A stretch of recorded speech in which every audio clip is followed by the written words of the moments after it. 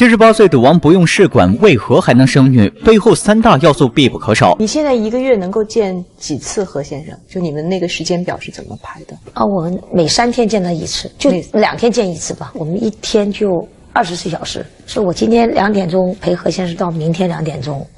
才换。万万没想到，原来赌王的私下生活丝毫不比古代皇帝差到哪去，甚至就连和哪个女人见面都有严格的时间表。而梁安琪身为赌王最后一任太太，她的手段自然不容小觑。早年，她凭借舞蹈与赌王一舞定情，赌王私下找到梁安琪，希望她能和自己一起生活，每月赌王会给她10万元的生活费。可梁安琪并没有一口答应，而是说自己要考虑一下。梁安琪用了2天时间，为自己的未来做足了规划。她对赌王说：“我可以和你一起生活，但我不要零花钱，只要你教我做生意。”梁安琪恐怕也没想到，就是这样简单一个约定，未来居然会将她推上女强人宝座。与赌王在一起之后，梁安琪也没闲着，她第一件事就是马不停蹄地为对方生下孩子。她用了9年时间生了5个子女，每一个孩子都是剖腹产。当年何猷君出生那会儿，赌王已经74岁了。就在所有人都以为何猷君会是赌王最后一个孩子，可没想到4年之后，梁安琪又生下了何超欣。而这会儿的赌王已经78岁了。看到这个孩子，不少网友猜测，这恐怕是梁安琪做试管得来的。毕竟一般男人过了半百之后就很难再生了。可梁安琪的一句话却道出了赌王78岁还能生女的真相。据梁安琪曾说过，赌王非常会养生，别看他的年纪已经78岁了，但实际上他的身体却十分年轻。有小道消息传出，赌王每年一到秋天的时候就会与太太们分开睡，春天再恢复原样，简称为秋收冬藏。这样一来能够减少对身体的损耗，这是赌王老来得女的第1条因素。第二则是赌王的超能力，他在饮食方面十分注意，各种滋补食物层出不穷，光是一份炒饭赌王都能吃出花来。除此之外，赌王在医疗设备方面花费也十分惊人。